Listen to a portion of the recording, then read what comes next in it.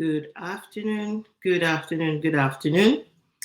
Welcome to another exciting episode of Inspiration to Achieve, where I help you and inspire you to turn your aspirations, whether it's life or business, into transformation and go ahead and inspire others. So today, as part of this session, we will be talking about striving to thrive. I want to be able to provide some insights on how you can acknowledge the struggle of what it takes to achieve that transformation, own it, accept it, and work with it. So today is all about that, and that's what I'm here to talk to you about today. I just want to say welcome to this session. I want to say take time to interact, take time to let me know what insights you're getting. Take time to introduce yourself. I'm going live currently on Facebook, LinkedIn, as well as on my business page on Facebook as well. So welcome, welcome, welcome. Today is Wednesday the 3rd. We're in February, the month of love. I would like to start by introducing myself properly. My name is Patience Ogunbona, also known as the visionary introverted woman. And I empower introverted women to thrive and create increased impact, influence, and income. Hi, Annalise. Thanks for joining me on Facebook.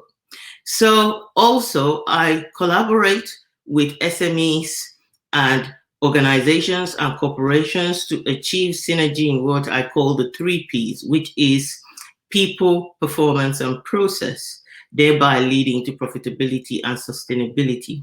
So that's me in a nutshell. And today, like I said, I'm going to be talking to you about striving to thrive. What does it mean to strive? And what does it mean to thrive? It would mean different things to different people, and I want to explore it. I want to provide some insights. Well, first and usually, if you've been following my Inspiration to Achieve series, you will find out that I share stories, and I share some nuggets, and today will be no different. So I want to start by talking about what happened last week in my membership, the Women's Vibe. We were having a session where we were talking about laws, the law of growth. We were exploring the 15 invaluable laws of growth, and we ended up asking 2 key questions, and those key questions were important for a lot of brainstorming and a lot of thinking. And as they say, you ask questions and the quality of your life is determined by the questions that you ask. So the 2 questions we asked were, what is your best habit? And what is your worst habit? And the reason why we were asking questions on habits is because it is said that the secret to success lies in your daily habit. Yeah? And Elise, yes, thank you. So the secret to success lies in your daily habits. You need to have the right daily habits to be able to achieve success. So, but also remember that habits become the gateway. They become the gatekeeper to creating a life that thrives, to creating that thriving life that you're looking for. So if they are there for the gatekeeper, what sort of habits do we need to build? The truth is, habits move from a conscious thing that we do, maybe to create what you call habits become a way to create your comfort zone, and you move it from conscious to unconscious, and then it becomes like autopilot to you. And to be able to get to a place where you are thriving, it's about moving yourself from that consciousness into unconscious capabilities that allow you to feel like you're stable, you're finding fulfillment. So, but in order for you to be able to strive in an effective way, I want to help by exploring 3 key questions. So let's go for it. So the first question is, what does it mean to thrive? So before you can decide on a pathway to go, you have to decide on a destination. It's just the way it is, isn't it? You got to decide, where do I want to go? What does that place look like? Then you create a map for it. So the main question you want to ask yourself is, what does it mean to thrive? And in asking yourself that question, you are basically trying to say, what's my why? What's my why for making a move? What will motivate me to do something? What will motivate me to achieve something? Now, when it comes to thriving, we will have different, what you call different definitions of it. Because we are all different, we all have different things that motivate us, we all have different things that satisfy us. As a person who classes myself as introverted, I will have a different way of defining thriving to a person who is extroverted. For example, we are currently in the pandemic situation where we are all on lockdown, and we're handling it differently depending on our temperaments as well as our personalities.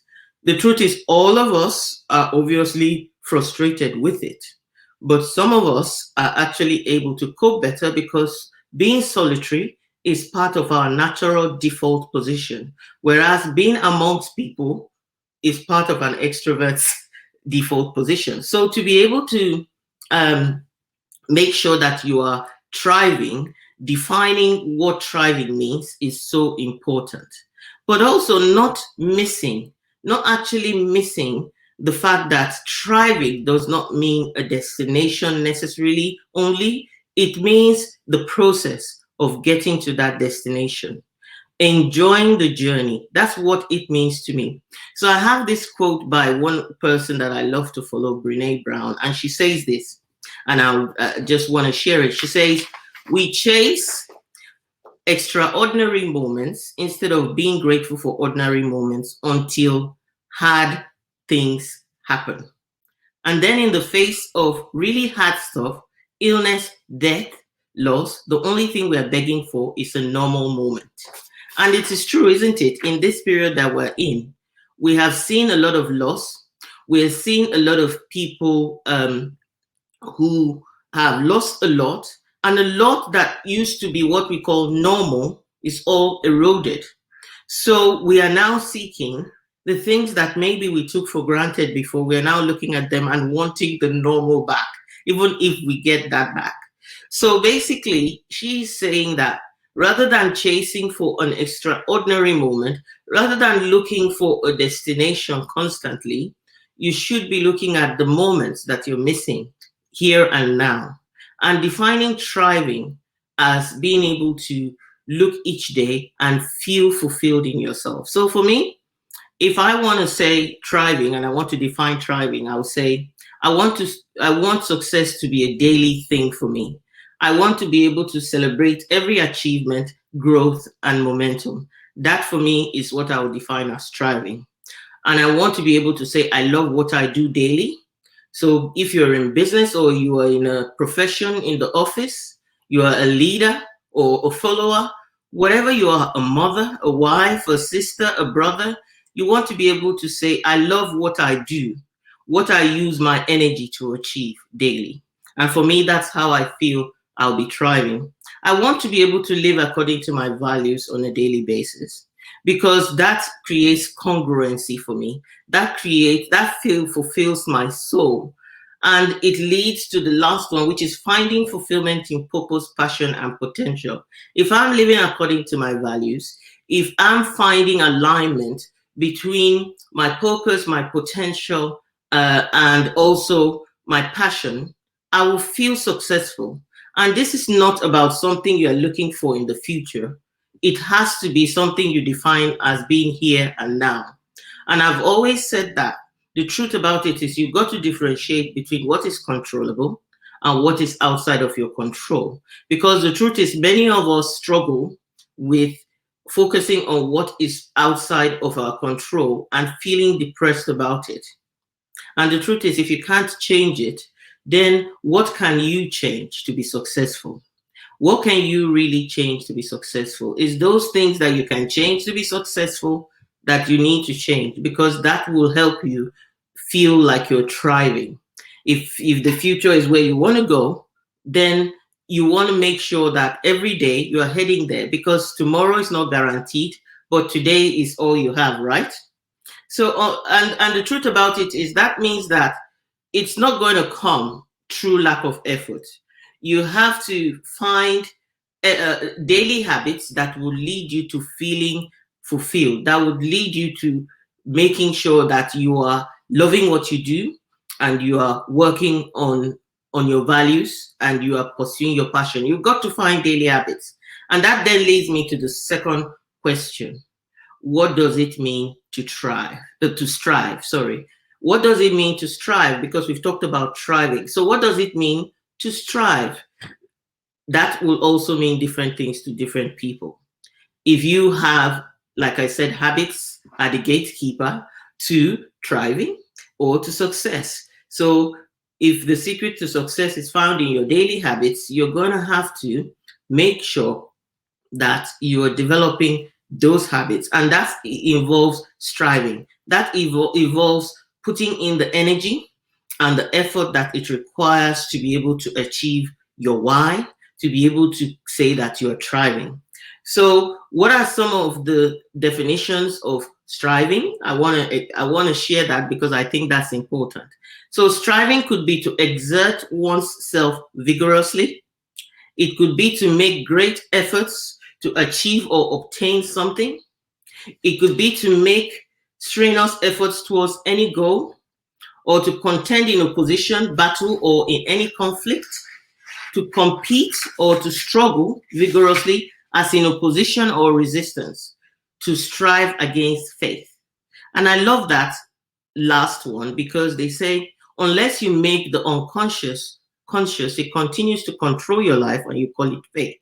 So therein lies a lot of things. I always link things and I talk about habits because I recognize that if you start with consciously doing something to cope, consciously doing something to avoid doing other things, you end up on a daily basis making it a comfort zone, and it turns to be an unconscious effort.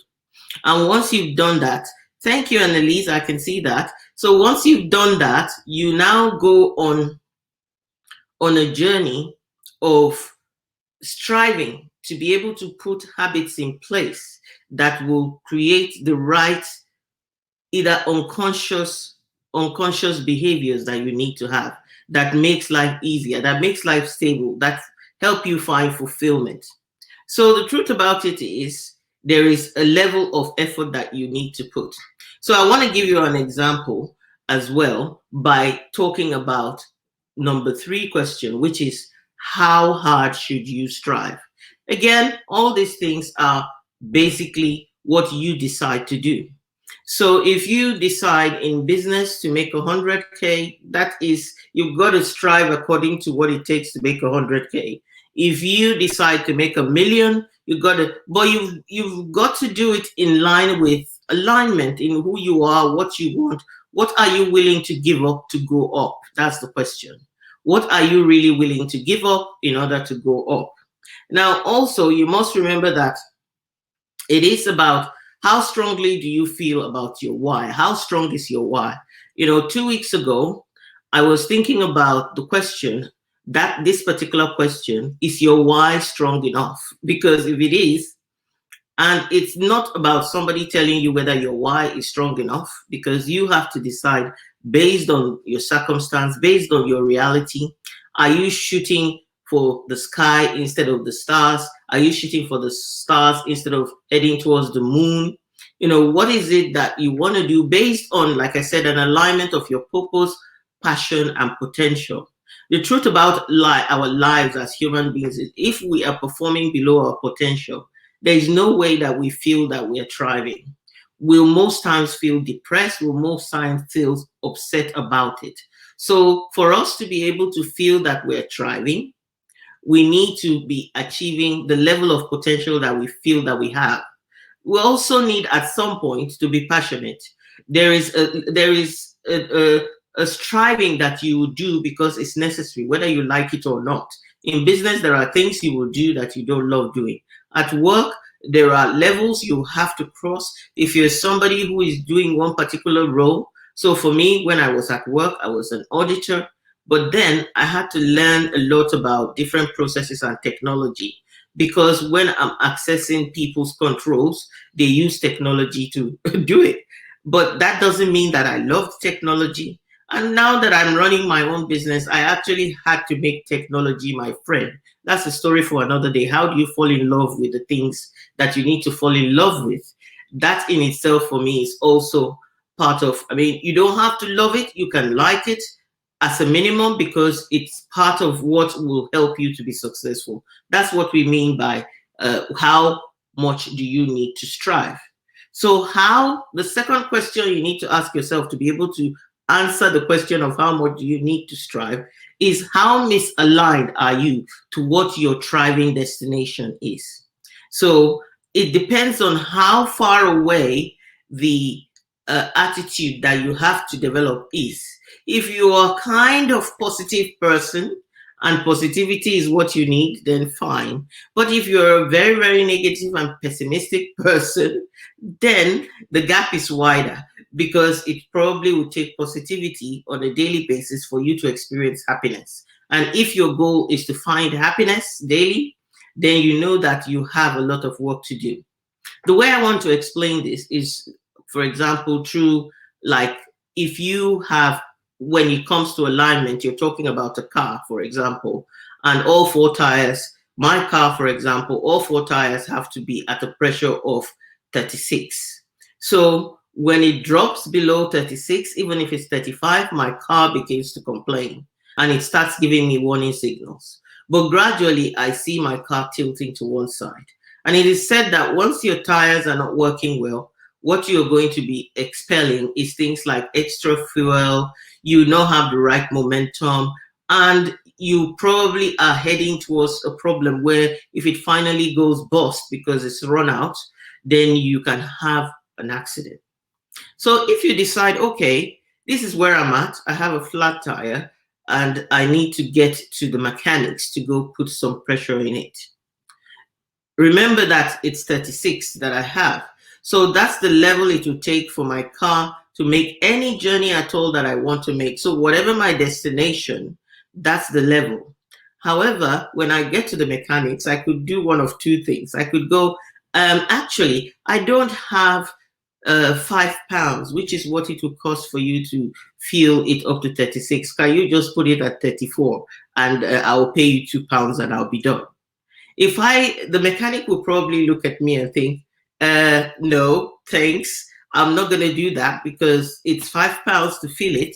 And if you don't fill it, then it's pointless you bringing it here in the first place. So that's how some people would say, I'm just going to Google the solution because that should get me to the destination. And yet you're not great at implementing what you read. You're not great at, you know that accountability is what helps you to succeed. You know that having somebody to talk to and giving you advice will make all the difference to your success. But you just think, actually, I'm just going to go to Google and download those free documents. It's going to be okay. Or I'm just going to attend those free things and all will be fine. And you find you're not getting to the destination you want to get to. So obviously, you have to, at some point, knuckle down and go, I've got to pay to be able to make that tire go up. So the alternative would be for me to get there and say, I'm going to find a way to make sure that this tire is 36 because I can't get to Maidstone, which is next door to me, not to talk of getting to France with this tire, which is far away from me and off the continent, of the place where I live, outside of the country. So it depends on where you're going. Where's your success destination? That will determine what you need to strive and how you need to strive. So for me, that's 36. It will be balanced. My car will feel like a joyride. It won't use a lot of fuel and it will get me where I'm going. So I remember that this topic came to me when I began to think, when I watched a program about a comedian. And this comedian, his father was a comedian, a successful one. Behind the scenes, people did not know that the father was the one writing all the gaffes and jokes that was making a particular show successful. And so after his father left, and his father died, he had this ambition. He knew that he also had the talent because in school he was making himself feel better by laughing. So he started trying out. And there were a few people in the industry that knew him and knew, about his father. But guess what? It doesn't mean that they'll give you the time of day. So this guy struggled, and many times he would want to give up because he struggled because he had an ambition. He had an ambition to be one of the best comedians in the world, to be one of the best comedians in the country. Now, that is far above and in your face more than his father was, but he wanted that. So basically, what did he do? Today, you will see him and you will think, oh, he just jumped on the scene yesterday. Like John Maxwell would tell us, it took 30 years for me to get to be this great. And it's true because you don't know the backstory of people, you don't know how they are strived. So his success destination was to be the best.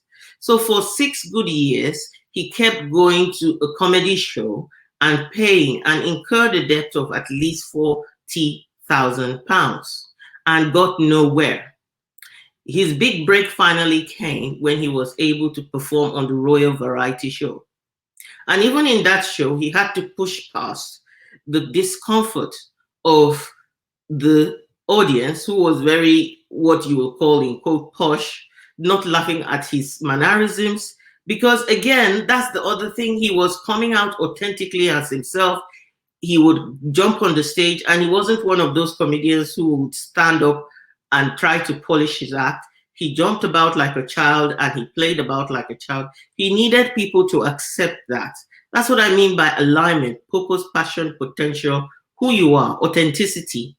And in the end, what happened was, in that show, he finally, towards the end, got people who started with feeling uncomfortable with his movement to kind of now find it funny and start to laugh. He told the story about even to the point where going for a gig once, he didn't have money and he had coins. And he had 5 pence coins. And he kept counting them to put it in the machine to get to the price of the ticket. And the train he was supposed to catch came and left him behind. That was quite sad. And he went to a petrol station. He couldn't afford to buy the fuel. So he called up a friend and asked them, can you give your credit card details to help me pay? But this guy ended up becoming what? He was able to be one of the top 4 or 5 people to fill out the O2. Top 5 people to fill out the O2 with at least one, over a couple of days, over 100,000 people. He became somebody that was now championing the cause for other comedians and creating a platform. In 2012, he was the highest paid comedian, not in the UK, in the whole world. So, but without that backstory, you would think, oh, his father was there, so people might have helped him, and all sorts of other stories, because it looks so effortless now. So you want to get to that space where you're not giving up on your dream by making sure that on a daily basis, you are enjoying the ride. So when I talked about the tire, I meant the pressure that you need to put to get to your destination. If your car needs 32, then I would not be asking, you will not be asking your car tire to have 36. So your pressure that you need to get to whatever destination, even if we are both going to France, the truth is your tires need 32, mine need 36. So I'm not going to be looking at you and going, oh, look at him, he's having a jolly ride all the way, and I'm struggling with 32. That's because my car needs 36. Yeah, my car needs 36. So if I'm struggling and competing with him and saying, oh, well, my tire's flat, he's got 32, but I'm still going to France and I'm just going to get in a race with this car whose tire needs 32, then I'm really missing the point of what it means to strive. You strive according to how much you want to thrive. Some people don't want to thrive at all, so they can wallow. And some people want to thrive a lot. So, so if you, actually, thanks for that. So if you want to thrive a lot, then you've got to make sure that you are putting in the right pressure that it takes. So sometimes I hear people really, one of the things as well that I want to mention is you hear people say, oh, you've got to have self-care, you've got not to work so time and so on. You've got to decide what it takes. I work weekends because I have to at the moment. But my destination is not to work weekends. I cannot pretend and be like, oh, I'm not going to work weekends because that person who has arrived at their destination making making 7 or 8 figures is saying that I need self-care. I've got to decide what sort of self-care I want, and to the extent that my body can take the self-care while balancing it against what needs to be done to move my business forward. So that's what I want to share with you, but I want to also share maybe a cautionary tale in all of these, which is the fact that what are you not willing to give up to go up? When you're striving, you've got to think about it. This same guy, his family is something he's never willing to compromise, and his family forms part of his why. When something is part of your why for doing it, what's the point making that thing to get destroyed? So for me, even during this period in my life in lockdown, I found myself wanting some things and really butting heads with my kids.